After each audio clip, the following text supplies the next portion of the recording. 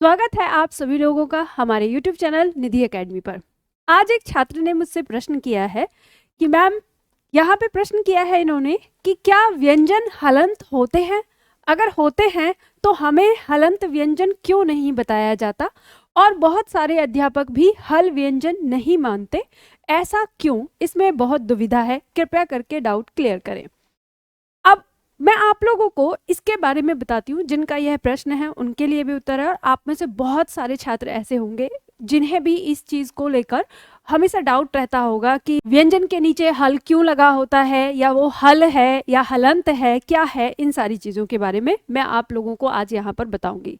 सबसे पहले तो हम ये क्लियर करते हैं कि आखिर में हमारे पास जो वर्ण हैं, स्वर और व्यंजन, उनमें क्या अंतर होता है, और उसके बाद हल की जो कहानी है यानी व्यंजन के हलंत होने की जो कहानी है, मैं उसे भी बताऊंगी। तो हम सबसे पहले यहाँ पर ये जानते हैं, ये आप सभी लोग जानते हो और तमाम किताबें आपको ये बताती हैं कि हिंदी भाषा में जो हमारे वर्ण हैं वो दो प्रकार के होते हैं। आप सभी लोग इस बात को जानते हो।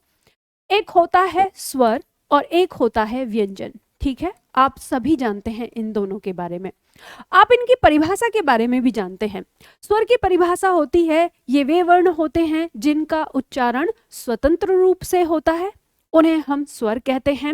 और व्यंजन के बारे में भी हम सभी लोग जानते हैं कि ये वे व्यंजन होते हैं यानी वे वर्ण होते हैं जिनका उच्चारण स्वर की सहायता से होता है। तो परिभाषा के बारे में हम पूरी तरह से जानते हैं और हमने यह सारी चीजें देख ली। अब यहाँ पर जो आपका जो प्रश्न है उसमें यहीं पर आंसर आता है कि जो हमने यहाँ पर व्यंजन की परिभाषा की दी है, जिसमें कहा गया है कि ये वे वर्ण होते हैं जिनका उच्चारण स्वर की सहायता से होता है। तो अब बात आती है व्यंजन के उदाहरण की कि व्यंजन को हम लिखेंगे कैसे। हम जब स्वर को लिखते हैं तो स्वर को हम उसके वास्तविक रूप में लिखते हैं, जो भी हमारे स्वर होते हैं। ठीक है, अब इनमें से कोई भी, आगे जितने भी हमारे 11 स्वर हैं। और जब हम व्यंजन को लिखते हैं तो सवाल यही होता है सबके सामने कि व्यंजन का शुद्ध रूप कौन सा होगा, यानी आखिर व्यंजन है कौन से। क ख ग, अगर हम इसे, क्या हम इन्हें ऐसे लिखेंगे या हम इन्हें क के नीचे हल, ख के नीचे भी हल और ग के नीचे हल, यानी हम इस रूप में लिखेंगे या इस रूप में। तो यहाँ पर बात हमारी आती है, जिसके नीचे हल लगा है इसी रूप को हम क्या कहते हैं, हलंत कहते हैं। ठीक है, हम क्या कहते हैं, इसे हलंत कहते हैं। ये बात अब सब लोग जानते हो कि जो नीचे लगा हुआ है डंडा, इसी को हम हल कहते हैं, और यह है जिस भी वर्ण के नीचे लगता है वो वर्ण हमारा क्या कहलाता है, हलंत कहलाता है। अब ये जो हमारा व्यंजन है इसके अंदर हमारा स्वर लगा हुआ है, तो स्वर लगे हुए व्यंजन को हम अजंत कहते हैं। चलो, ये दो पॉइंट तो आपको मिल गए, ये होता है अजंत और ये होता है हलंत। अब जो छात्र का प्रश्न है वो ये है कि क्या व्यंजन हलंत होते हैं या नहीं, और अगर ये हलंत होते हैं तो कुछ अध्यापक इसको अजंत रूप में क्यों मानते हैं या क्यों नहीं बताते। तो अब मैं यहाँ पे आपको दो बातें क्लियर करूंगी। एक बात तो ये कि जब आप छोटे होते हो, जब बचपन में होते हो, तो बचपन में जब आपको वर्णमाला पढ़ाई जाती है तो वहां पर आपको व्यंजन का अजंत रूप पढ़ाया जाता है। बहुत सावधानी से इस बात को ध्यान में रखिएगा। जब आप छोटे बच्चे होते हो तब आपको व्यंजन का अजंत रूप पढ़ाया जाता है। क्यों पढ़ाया जाता है? क्योंकि आपकी बुद्धि उस समय इतनी सक्षम नहीं है कि व्यंजन के अंदर हलंत या हल का क्या रोल है उसे समझ सके।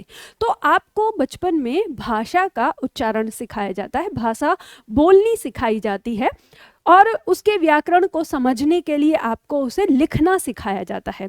तो जब आप छोटे बच्चे होते हो तो आपको जो वर्णमाला के वर्ण हैं उनका उच्चारण सिखा दिया जाता है, उनको लिखना सिखा दिया जाता है, फिर वर्णों को मिलाकर शब्द बनाना सिखा दिया जाता है, शब्द से वाक्य बनाना सिखा दिया जाता है, एक तरह से कहें रटा दिया जाता है।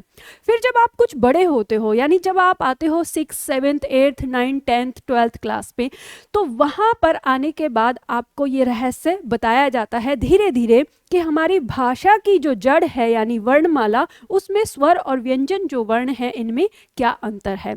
तो अब यहाँ पर दो तरह के शिक्षक आपके सामने आ गए।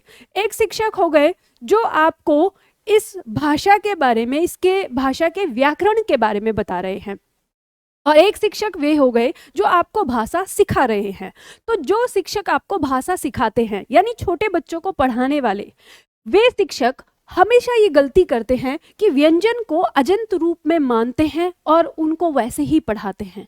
उन्हें ये बात कभी समझ में नहीं आती, क्योंकि वो उस स्तर को ना तो देख पाते हैं, ना कभी पढ़ते हैं, ना समझ पाते हैं। तो वे शिक्षक जो होते हैं वो हमेशा व्यंजन को अजंत रूप में मानकर वो गलती कर जाते हैं। लेकिन जो शिक्षक आपको व्याकरण पढ़ाते हैं, जो आपको सिखाते हैं, जो आपको 10th 12th का व्याकरण सिखाएं या फिर आपको कंपटीशन का व्याकरण जब सिखाते हैं, तो उसमें आपको व्याकरण की असली चीज समझ में आती है।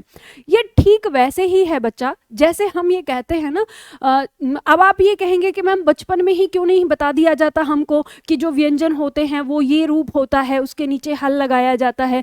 तो क्योंकि बच्चेपन में आप बहुत सारी बातें नहीं समझ पाते। ये ठीक वैसा ही उदाहरण है। एक फनी सा उदाहरण मैं आप लोगों को दूंगी कि जैसे जब आप छोटे होते हो ना, और आपके घर में जब आपका छोटा भाई या छोटी बहन पैदा होता है, तो आप पूछते हो अपने मम्मी पापा से कि ये कहाँ से आ गया। तो आपके मम्मी पापा कहते हैं कि डॉक्टर अंकल से लेकर आए, या इसको पैसे देकर लेके आए, या परी आई वो दे के गई। अब आपको क्या ऐसी उल्टी सीधी चीजें बताई जाती है वहां पे, तो आप स्वीकार कर लेते हो कि हाँ मेरे खेलने के लिए ये दूसरा बच्चा बुलाया गया है कहीं से। लेकिन जब आप धीरे धीरे बड़े होते हो तो आपको रहस्य पता चल जाता है कि वो बच्चा कहाँ से आया, कैसे आया।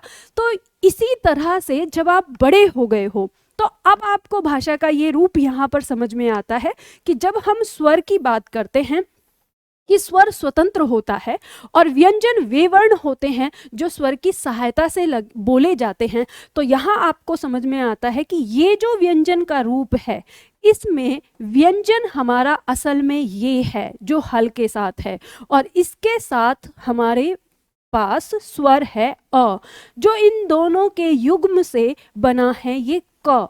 अब ये क उच्चारण की अवस्था में है, यानी हम इसका उच्चारण कर सकते हैं, लेकिन हम इसका उच्चारण केवल महसूस कर पाएंगे, हम बोल नहीं पाएंगे। तो अब आपका सवाल फिर ये होगा कि तो मैम किताबों में जब हम, अगर हमें उच्चारण बोलना ही होता है तो किताबों में व्यंजन को हल लगा के क्यों लिखा होता है? तो ध्यान रखिएगा, किताबों में जब हम व्यंजन को पढ़ रहे होते हैं तो हमें लिखना पड़ता है उसका वास्तविक रूप, लेकिन हम उच्चारण में उसके अजंत रूप को प्रयोग करते हैं समझाने के लिए, क्योंकि ये बात हम भी अच्छी तरह से जानते हैं कि जब तक उच्चारण नहीं करेंगे तब तक हम आपको सिखा नहीं पाएंगे। तो यही चीज होती है। अब इसमें अगर जो शिक्षक इसके अजंत रूप और इसके हलंत रूप में अंतर नहीं कर पाते, तो फिर उन शिक्षकों को पढ़ने की आवश्यकता है। तो मैंने आपको बताया ही कि दो तरह के शिक्षक हमारे जीवन में हैं, एक जो हमें भाषा बोलना सिखाते हैं और लिखना सिखाते हैं, और एक जो हमें भाषा का व्याकरण सिखाते हैं। तो बस अंतर यहीं पे आ गया। जो व्याकरण सिखाते हैं वो आपको हलंत रूप बताते हैं, और जो कि आपके बड़े होने के बाद आपको सिखाया जाता है, और जो आपको भाषा बोलना लिखना सिखाते हैं वो आपको अजंत रूप पढ़ाते हैं, और वो उस पढ़ाने में वो वहीं तक सीमित रह जाते हैं, और कई बार उन्हें स्वयं भी नहीं पता होता है कि भाषा के अंदर वर्णों का अपना एक ये गुण भी होता है। ठीक है, तो क्योंकि हम इसकी पहचान करते हैं, इसकी परिभाषा ही हमें साफ साफ शब्दों में बताती है, तो इसलिए ये ध्यान रखिएगा आपको अब किस स्तर की तैयारी करनी है। आप कंपटीशन में आ रहे हैं तो आपको याद रखना होगा कि व्यंजन जो है वो हलंत रूप है। अगर आप बच्चों को पढ़ाने वाले हैं, यानी फर्स्ट क्लास से लेके 5th क्लास तक अगर आप पढ़ाने वाले हैं, तो आपको हमेशा किस रूप में चलना पड़ेगा? अजंत रूप में ही चलना पड़ेगा। अब 6 के ऊपर जब बच्चे आते हैं वहां से उनको ये सिखाया जाना चाहिए। 6 के बाद बच्चा सीखने समझने और उसका रीजन खोजने के पीछे चलता है, उसकी जिज्ञासा वहां बढ़ती है, वहां आप इसे सिखा सकते हैं। तो मैं समझती हूँ आपके दिमाग में जो ये हल और हलंत को लेकर डाउट था कि क्या है असली बात, क्या है इसके पीछे की असली कहानी, वो मैंने आप लोगों को समझा दिया। यही कारण होता है कि बहुत सारे जो शिक्षक हैं वो आपको इनका अजंत रूप पढ़ाते हैं और वो हलंत रूप को नहीं समझ पाते हैं। तो मुझे विश्वास है कि आप लोगों का ये डाउट जो है वो क्लियर हो गया होगा कि यहाँ ऐसा क्यों है। ठीक है, तो अब आगे जैसे भी आप जिस भी स्तर की पढ़ाई कर रहे हैं उसी स्तर के अनुसार आप इसे समझ सकते हैं। ठीक है, तो आज की क्लास में इतना ही। फिर अगर आप में से किसी का भी कोई इसी तरह से छोटा मोटा अगर डाउट होता है तो आप मुझे कमेंट बॉक्स में लिख दीजिएगा। मैं आप लोगों के कमेंट पढ़ती हूँ और मैं आप लोगों का उत्तर ज़रूर दूंगी। तो ऐसे छोटे छोटे से डाउट होते हैं जो हमारे छात्रों को नहीं मिल पाते हैं, तो मैंने हमेशा से ही आपके इस तरह के डाउट का वेलकम किया है और मैंने हमेशा कहा है कि मैं यूट्यूब पर आपको ये बातें ज़रूर बताऊंगी। अब डाउट आपका कैसा भी हो आप कमेंट बॉक्स में लिखिए, मैं अगर मेरी नज़र पड़ी यानी मेरी नज़र में वो डाउट आया तो मैं पक्का उस पर वीडियो बनाऊंगी। तो आज के लिए इतना ही, फिर मिलते हैं ऐसे ही किसी वीडियो में।